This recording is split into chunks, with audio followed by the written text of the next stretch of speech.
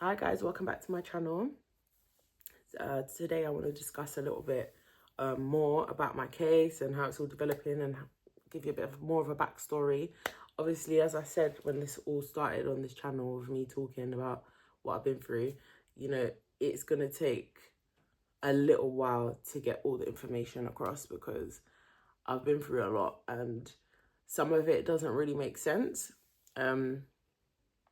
Because a lot of it has been distorted and there's been a lot of lies. Obviously, a lot of people protecting themselves, a lot of people protecting each other. So I'm here to obviously dispel rumors, to talk about what really happened, not just from my perspective, but from the truth. Because I tell you something about myself, I can vouch for my own character. Yeah, and others can vouch for me. I don't lie. I don't make up stories. You know, so I just know that because I have grown up around a lot of deceitful people and a lot of really, really bad people, that it's so necessary to put the truth out there to actually kind of cancel out some of that negative energy and to be able to breathe a bit of fresh air and breathe new life into my situation. And unless I get certain things off my chest and tell my story, it's always going to be like a stagnant situation. And I've also noticed such an improvement from when I started talking, which was it's about 4 years ago when I actually came to the internet and actually put my story out there. I've noticed that my life has turned around 360. I've got so much more support, so much more people understand me. And I just know, like, this is obviously also encouragement to anyone who's just sitting there quiet, going through things, scared of people. Have faith and believe that talking is the best thing for you to do. And it's what I'd advise my daughter to do. Anything that's happened to you, do not cover up for these people. Do not protect them by not telling your story. So obviously I've had some more developments this week and I want to talk a little bit about it. Obviously being careful not to talk too much about protected issues that are like brought up in court and stuff like that. Obviously there isn't that much sensitive data being shared at this time. Obviously a lot of it's still been restricted by the courts and others, but as I said, there are some things that's happened this week that I just think let's get into it. So basically, I received a message. I'm gonna actually go off with the notes that I've made on my phone because there is so much, like I have to literally document everything. But I actually wanted to make this video about Maisie and Roger, who are two key people in my life that I grew up with. They're very important. They've been very influential to me and my siblings, and I grew up obviously thinking that they were my relatives. I'll go into a bit more detail in a bit. I'm just going to bring my notes up, but I'll give you a backstory. Actually, I'll tell you about the messages first and where we're currently at, then I'll give you the backstory. So basically, I've had to contact Roger, okay, to get in contact with other members of Peter Ann's family. If you don't know who Peter Ann is, you need to watch the previous videos. She's the woman who I've grown up thinking is my mum, who right now it's looking like we may not be related. We're waiting on the DNA test. I've had to petition the courts for the DNA test. And so far, the process is moving slowly, but hopefully we'll have some success the next year. Hopefully it won't go into 2027, although litigation is obviously known to be very, very... it can be difficult and there isn't always an end in sight. So that's where we're at now. There's no end in sight at this point in time. But I asked Peter Ann for a DNA test about 5 years ago. She spat at me. When I went to take the test, she spat at me after previously agreeing to do it. So we haven't had contact in all this time. I've had to go through the courts and the police to try and get some kind of understanding of why this is all happening. And as I said, I haven't had all the luck in the world at the moment, but I'm currently studying law. So the more I learn about the law is the more I get to understand like what the procedure is and what I should be doing and what I can do to help myself. So shout out to law school. So I don't have contact with Peter Ann. I don't have contact with my siblings who I grew up with in the same house as Peter Ann. So the only person I have contact with at the moment is called Roger. He's on my Instagram. And I only have contact with him via the DMs. He's recently given me his email. He is related to Peter Ann as a brother-in-law. So her sister is married to him. So he married into the family when I was around 15. And before that, I think we'd been introduced to him about a year or two prior. So he wasn't actually present in the family when the worst issues kind of arose. I'm not going to talk about them in this video, but you'd have to watch previous videos to know what I'm referring to. It's not just DNA that's controversial. There's obviously a lot more controversy, abuse, neglect, and a lot of other things. And there's currently someone in jail for some serious abuse. So this person, Roger, was not present during all of this. And he's not a neutral character, but he's basically someone who likes to play that he doesn't really know much, and he's just somebody who's not involved in the drama. That's his stance. That's always been his stance. So I messaged him. I reached out to him. I said, I don't have contact with your sister-in-law and my siblings. I want a DNA test. I want it done through the courts. I'm not going to let her attack me physically, so I'm not approaching her about it. He said, fine, I'll pass this information on. I'll let her know. He came back to me a few months later, after a couple of interactions. He came back to me and just basically said, I don't really want to be doing this. I don't want to help you with this. Long and short of it, there's a series of conversations which I'm not even going to put in this video. I don't even want to give them any light. They're actually rude. I've put them on my TikTok. But I've just come to share the backstory because these people are actually cheeky. Ultimately, what he said is, yeah, and I'm going to say verbatim what he said. He said, this is the last time I spoke to him, and I'm only skipping because I'm not trying to talk about the conversations that me and him have had. That's all separate. The last thing he said is, thank you for your message. I can confirm that Peter Ann still lives at such and such a house. I don't have an address for Matthew, and I have no idea of where he lives. Maisie, which is his wife, Peter Ann's sister, does not want to be involved. I'm uncomfortable being the middleman in such important affairs, but I'm happy to help if needed. If you do want to contact me in future, it's better to use email. He gives me his email. As I don't use Instagram and only look at it rarely, hope you are well, all the best. Now, on the surface, a beautiful message. Well done. Bravo, you're so kind. When I've actually received the message, it took me about 2 minutes to actually get super triggered. And the reason I got triggered is because I thought, you know what? I realised you're actually taking several digs at me in this email, in this message. And I think you're actually kind of the people that I think you are. You're actually evil, yeah? It's going to be hard to paint that picture in one video. You don't know us, you don't know me, you don't know what I'm talking about. But let me give you a backstory, okay? So my first memories of Maisie growing up is from about the ages of, let's call it like 6 or 7, okay?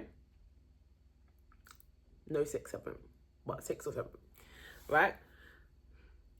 She was present in our household. Obviously, during this period of time, we were enduring serious abuse at the hands of the man who's now in jail. She was present from time to time. Peter Ann used to get beaten up quite severely by this man. When Peter Ann used to appear with bruises, you would hear Maisie questioning her. You would hear Peter Ann lying to her. Oh, I fell down the stairs. You know, they had an awkward relationship, but Maisie clearly knew that something wasn't right because she told us at several occasions, like, I know that something's not right, and you know, you're going to be okay. Like, she would try to, like, when she had time alone with us, okay? But this character, Maisie, is a very strange character. Yeah, I can't do this whole video of talking about her and her whole involvement with me over the years because, number one, it's super triggering, and number two, just a minute. Number two, it's awkward and it's sad, and it's actually sad that it's come to this. So I do plan to put out part of the video in hopes that she will actually reach out to me and realize that what she's like, I want her to correct me. I want her to tell me I'm wrong, because as far as I've looked back now, this woman has been just as neglectful and just as abusive as her sister. Some of the things that she's done to me over the years do not make sense. So what I started to question from meeting her or first having memories of her to now is something's not right about this woman, okay? She's meant to be my aunt. Now, we all have aunts. We've all had encounters with women that we're close to who are not our mums, who act as aunts. They have a certain way about them. They have a certain nature. They have a certain way they relate to people when they're children and when you're growing up. And I do have women that I would call aunt who might not be as there for me as a real blood aunt, but they give me that energy. So I know that something's off-key about this woman. Yeah, she used to have something against me. I don't know what it was. And other people have commented on this before as well. Growing up, they'll be like, it's nice she doesn't really like you. Cool, don't mind. I asked her in the previous message to her husband, remember, I'm not even directly communicating with her. In the previous message, I said, could she help me out by taking the DNA test instead? Because this is getting awkward trying to get a DNA test for people I'm supposed to be related to. That's when he came back and said to me, she doesn't want to be involved. How does that make sense? That doesn't make any sense, sweetheart. That doesn't make any sense. It doesn't make any sense. Why are you not coming back to me and telling me, Asmara, you don't make sense. Yeah, you're being stupid. You need to let this go. We are related. If you want the test, come to my house and do it. I don't know where she lives anymore. I used to know where she lives. I used to could turn up at her house with my daughter. And, you know, I wouldn't really, but I never really did. But we have hung out. She did babysit us growing up. She was present in my life. Like I said, we've had various interactions together. One of the last times I saw her, she came to stay at my house. Okay, this is another little controversial story. I'm reluctant to put out certain private information about people because I'm not an evil woman and I don't like to embarrass people. But let's just say her and her husband got asked to leave my house, not by me, by someone else, because the man was walking around in these boxer shorts. And the person that said it to them was so uncomfortable. They found it so weird because the person was like to me, look, these people are not present in your life. As long as I've known you, and I knew that person roughly about 4 years, as long as I've known you, these people have never contacted you. They've turned up here talking about they need somewhere to stay in London because their properties are occupied and my place is the most convenient place for them. And now he's walking around your house in boxes. But when you need something, you have never called these people. They don't contact you on your birthdays or anytime that you need anything or Christmas or anything. So why are they here doing this? Like, it doesn't make sense. And my daughter was obviously, I have 2 rooms and my daughter was asleep in her own room and he kind of woke up in the middle of the night and I was awake. We were awake downstairs and he found it so strange. He was just like, why is he doing that? Do you get what I mean? And I was just like, taken aback. I didn't even know what to say. I said, listen, that's my uncle. That's my Uncle Rog. Like, okay. I'm going to just put this out there because it's not relevant, but it's just for context. He's white. He's a white man. We're obviously all black people. So the way we were raised around him was like, yes, he's white. When he gets drunk, he says certain things that's inappropriate. Like, it's just what white people do. Like, that's not true, but that's how we were introduced to him as somebody who moves a bit loose anyway. Like, he's a bit scatty. Anyway, next story.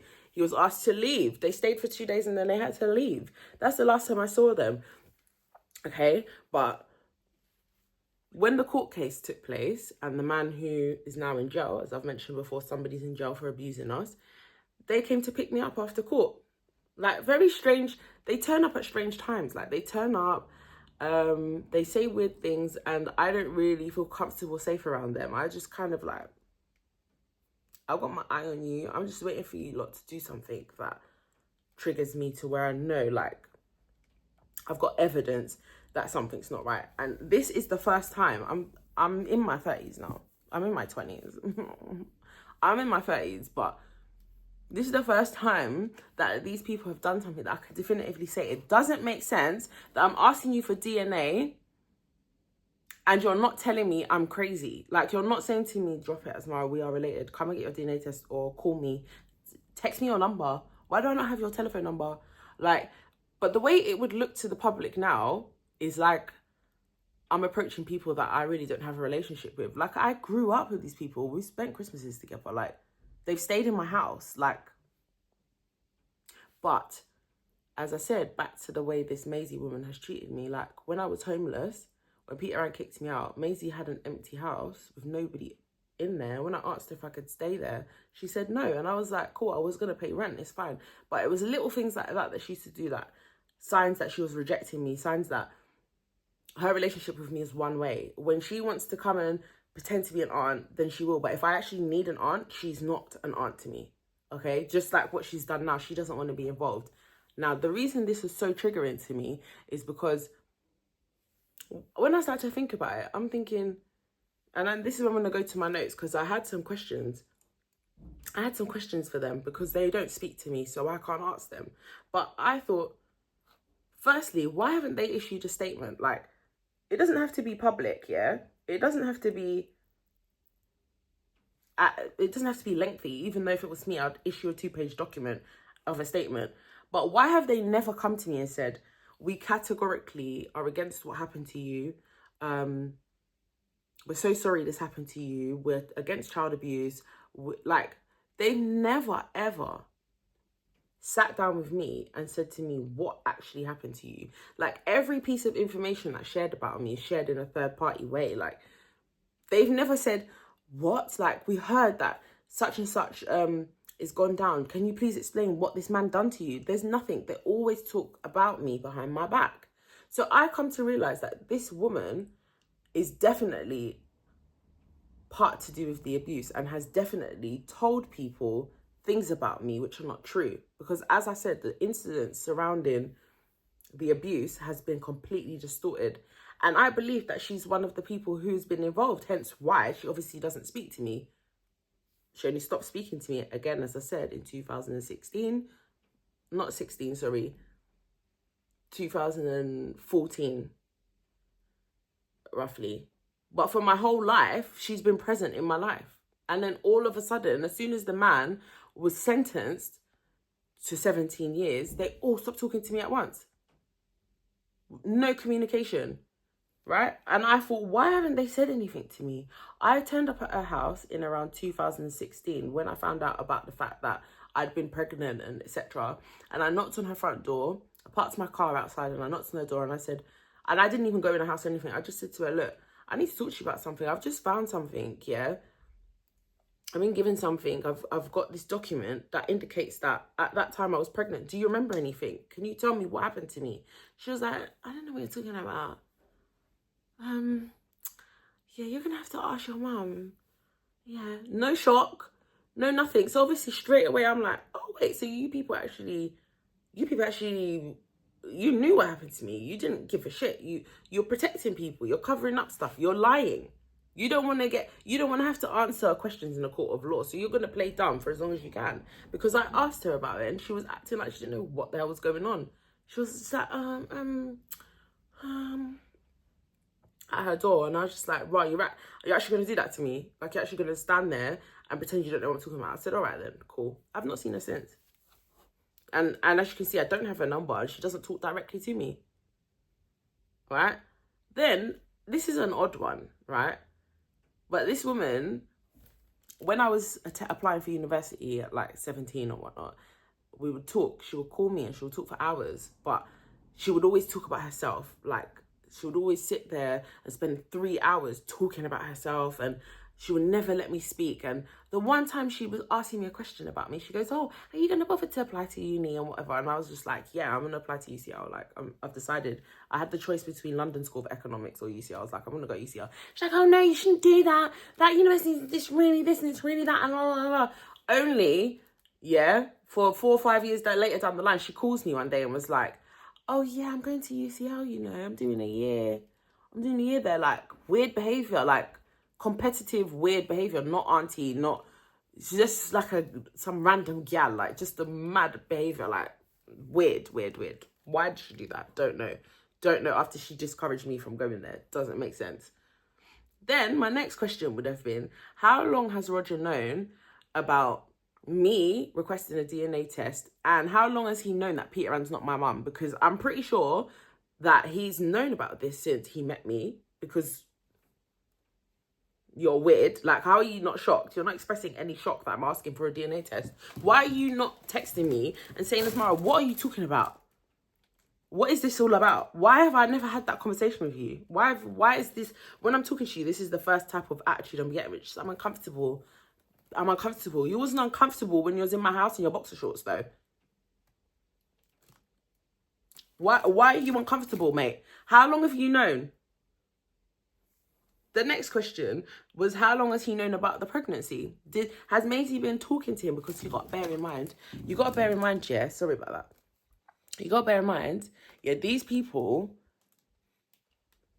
they never said back in the day that I was sexually assaulted by Peter Ann's husband. They said I got pregnant at the hands of a child, like I was a promiscuous 9-year-old. So who the hell started that rumor? And when this rumor started, yeah,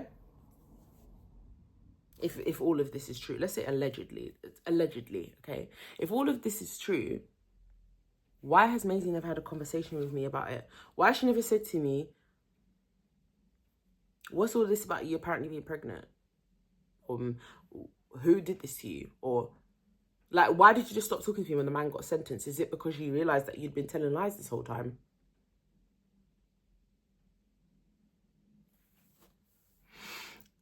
I didn't.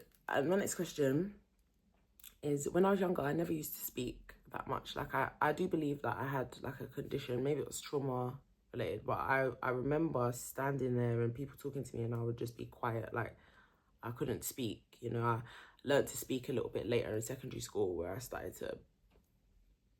Right? So my question to Maisie would be, does she remember that? Does she remember ever having conversations with me as a little girl? Because if you have told people that you knew me as a child and I got pregnant and I was this and I was that, do you remember me saying things to you? Like, how comes a man is in jail for assaulting me and you've never come to me and said, but babes, why didn't you tell me?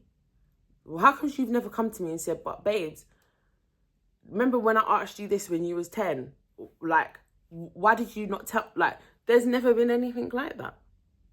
Like, I'm very, very suspicious about these people. And I'll tell you why later, okay?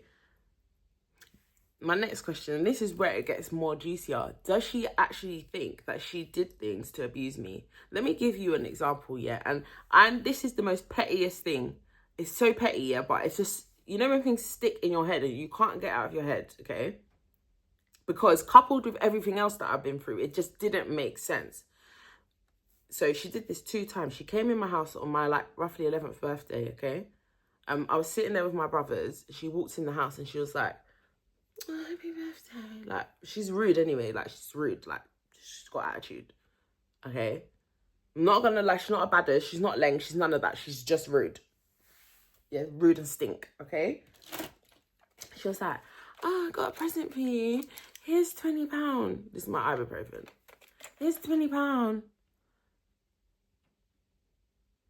And I was like, thanks. Because I don't really like taking money from people. Anyone who knows me knows I don't ask people for money. I won't even ask you for £5. So I was a bit skeptical because, like, I'm weird, yeah. Me and my dad had a very strong bond. But my dad is even the type of person who would have told me, like, don't take money from people. You can ask me for money, but don't ask these people for money because nothing comes for free. So I'm going to take the little money. And I'm like, thank you. And then she turned around and was having a little conversation with Peter Ann for like a couple of seconds. Then she turned back around to me and was like, actually, let me take that back. Took back the money and was like, I don't think it's really fair on the boys. Like, so I'm going to give them 5 each and you 10. Cool. Cool, you're a bitch. Cool. But that would be fine. That would be fine if you actually was a normal person. Like, you actually, outside of this, you treated me with dignity and respect. But you just turn up out the blue on someone's birthday and do that to them. I haven't seen you for months. Cool. You feel bad. Why didn't you come in the house and do that in the beginning? Like, here, boys. Like, why put something in someone's hand and be like, actually, let me take that back. Yeah, because that's not really fair. It's on them. Okay. Done it again the next year. Came with some pounds. Was talking about £7 and £3 and £1 or some little mad ratio. I was just like, remember, I'm a big woman now. If I buy for kids, if I go to a child's house and I look at the other kid and think, oh, I do feel bad, like, I might pull you to one side. I might do things subtly. I might do things a certain type of way. So it looks normal. Like, or don't do that at all. How about it's somebody's birthday, just happy birthday and move and cut. Why are you even here in the first place? Because I don't even like you. And I'm not even being rude. The way how I grew to understand her is that she was so rude to people. Like, she actually thought she was better than people. She always put people down. She's so disrespectful. And she's always coming around people and telling them about all her achievements. But yet, you don't even know how to treat children with respect and dignity and make them feel safe around you. You're rude and disgusting. Okay? So I want to know if she recalls some of those little things, the little narcissistic abuse and the little digs and the little things that she used to do. Like, I'll give you another example just so I don't sound like I'm stuck on one thing. When I was about 15, she came in the house and was like, this is her thing, turning up, and she's come to bless the day because she's the saviour. And then she was like, oh, I'm taking everybody out, taking everyone to the cinema and out to eat. I'm like, oh, yippee, I'm gonna go get dressed. I get dressed. I come down the stairs. We're all sitting down waiting, like, let's keep it moving now, and waiting on Peter Ann to get dressed. Oh no, you can't come. There's no space in the car. Because Peter Ann's now had a baby. The baby's like 1 or 2, so now there's, you know, he needs to sit down somewhere. Okay. So I'm the one that doesn't get to go. Instead of you saying, do you know what? Peter Ann's a big woman. Let me just take the kids out, or let me just forget this because it's not going to work. Or babe, maybe you can make your way down there. You got a bus pass. Maybe you can make your way on the bus. She was like, oh, yeah, you can't come. There's no space in the car. Left me in the house. Like, that's not the first time she done that. She done that multiple times. Or she will call me and be like, yeah, I took everybody out. We had a lovely dinner together. Like, all this weird behaviour, yeah? Toxic, narcissist. That's all cool. If I'm not your relative, if I'm really a side gal, if I'm really a side man, if I'm really actually foster baby, if I'm really actually adopted, if I'm really actually all those things, that's fine. But at least let me know, at least be brave and bold to be like, listen, baby girl, these are my nephews, yeah, so I have to treat them a certain type of way, yeah, and I have a certain... All that, what you're doing, it's like you're getting a kick out of it. When I talk about abuse, it's like that. Like I said, I got so triggered when her husband messaged me and said, we're uncomfortable and we don't want to be involved. What do you mean you don't want to be involved? You are involved. You're very much involved. You 3 are like key adults in my life that I grew up understanding you to be adults. I spoke to you multiple times. I came to your house at multiple Christmases. I know you very well. Yeah, you wasn't uncomfortable when I was 15 years old and I come in your bedroom and there's all condoms all over your fucking floor. But you wasn't uncomfortable then, but you're uncomfortable now with me. I'm making you uncomfortable because you're the middleman. So am I related to you or not? That's the question. You wouldn't be so uncomfortable if you actually answered the question straight. But I know why you're not answering the question, because number one, you lied and said that you told people, and you must have told multiple people, Maisie. You must have told multiple people that I slept with a child. I was weird. I was some weird little perverted little kid. Clearly you did that. Clearly you're guilty of something. Clearly you're the most silent person in this whole situation, and clearly you're very involved. What do you mean you don't want to be involved? Bright and out of order. Yeah? Then I was going to go to the next question. Did she intentionally leave me out? When she did those things, did she do that on purpose? I think I'll leave her to answer that with her words and her supportive confirmations of things. Why did she lose contact with me after the sentencing? Now, all of this is because I don't have her number. I don't know where she lives and I don't speak to her.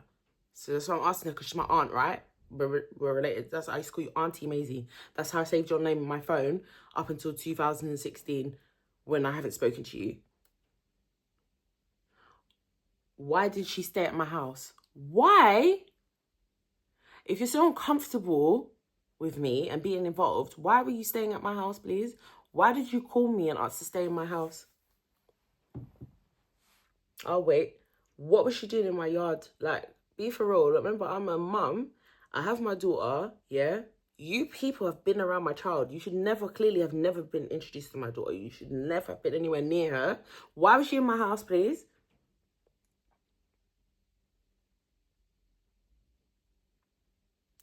It was the guy that I was seeing. Listen, this guy was he was horrible. But one thing about him when it comes to kids, he's very protective. Yeah, the guy was not. He was not. We'll talk about him in another video. Me and him wasn't really like that, but we had a bond, we had a connection, but it was very toxic. Yeah, because of this whole situation with them. Like Peter Ann was around him as well, and he was very confused. Like, who's this woman? Like, he was always very confused around me. Like, I don't know what's going on in your life. But he was like, that's not normal. I'm a dad, yeah? He's walking around your house, so you've got a young child in the house, and he's walking around. I don't walk around your house like that. What is he doing? And I said, oh, that's just Uncle Rod. She just moves mad, like I'm a dumb bitch. Like, I'm not accusing nobody, you know, because remember, I protect my daughter, but the fact that somebody had to call me out about their behavior, this is a person who's outside of the family, has had to call them out and tell me that they don't look normal. And that's the time my head starts to work, where I'm like, maybe I should start questioning things that's happened to me. And from he's done that, and from I've started questioning things, they've stopped talking to me altogether. I've known you 25 years, Maisie, at this point. Roger, I've known you over 10 years at this point, and you just stopped talking to me abruptly out of the blue. And when I'm talking to you, you're telling me email you. I should email you. So we're not meeting up for coffee. You don't want to have a long, babes, we need a heart-to-heart. We need to talk about this. I feel so bad. You've been on your own since you was 15. You've been working since you was 15, looking after yourself. I feel so bad, but you can do this, babe. You can make it through. You're going to be fine. Nothing. No encouragement, no nothing. And you're uncomfortable. Guess what? Guess what? You're not uncomfortable enough for me. You're not uncomfortable enough for me because you clearly have something to do with something. And that's where I'm dropping this video off. Yeah, I've dropped that one off in the toilet. Yeah, with the rest of the shit. Okay? And them two people, I'm not done with them. I'm not done with them. They've tried to class me on Instagram Messenger, talking about you're uncomfortable and email you. Are you dumb? Are you good in the head? Are you insane? Your dad, Maisie, is a culprit because we were abused in his house. Your sister is a culprit and you have nothing to say on the matter. And you have also been an abusive little witch throughout my childhood. And I dare you now come and tell me that I'm wrong. That's all I'm waiting for. I'm just waiting for someone to tell me you're wrong. Like, that never happened. That's all you need to do. I love how none of you can't come and tell me nothing, though. I love that. Thanks for listening. I hope that clarifies some of the stuff that was on TikTok. I did tell my TikTok followers to, like, look out for this video drop because these people are messaging me rubbish. And it might not make sense because you've never heard of them. They've never been under any of my posts. They've never liked any of my posts. They've never come to my house. I've never asked them for £5. I don't take selfies with them and post, oh, look at my uncle and my aunt. I don't go to their events and their things that they've got going on. So maybe you will think these people are two randoms. They're actually not. They're actually two people I grew up understanding to be my relatives. So if you ever had a question about it, there you go. That's all your questions answered. I would like to make another video about Maisie because I don't know what to call it. You know, when someone is just so nasty to you, like, and at the same time, they just want to be around you so they can get information on you because clearly you're sharing information with people about me, yeah, and now all of a sudden you're uncomfortable. You don't want to come to court and tell the judge what's going on with your sister and whether we're related or not. Are you absolutely good in your head? Like, it doesn't make sense, but we will talk about her more. I just wanted to bring them into the fold and just let you know that these people are... I grew up in a very weird place, and obviously, as I said, I want to cut those ties, and I want to, you know, be free to be myself and build on my family, my real family. Yeah, the day my daughter was born, I was saying it to myself like I was literally introduced to my first family member. Yeah, and I would never give those people that credit and that light and let them hold that weight that I was letting them hold all this time as family. How the fuck could you be my family? Sorry, this video, I don't know if you're allowed to swear. I don't know what's gonna happen to this video because I'm posting it anyway. I'm not even bleeping nothing out. How's about that? Because they got me heated. Like, the way how I felt so upset this week from seeing them people talk to me like that. Like, how are you not in any shock? How come you're not upset for me? How come you're not telling me I'm a done out gal and I need to go see somebody and get help? How come you're like, oh, this is just really awkward, sorry. Shame on you. Shame on you. Yeah? I remember you got to get old one day, and I hope your carers, yeah, I hope they pinch your arms and feed you and feed you morsels and drop your food on the floor and put it back on the plate and make you eat it. I hope they do all of that to you. Like, who did that happen to? Yeah. Bye.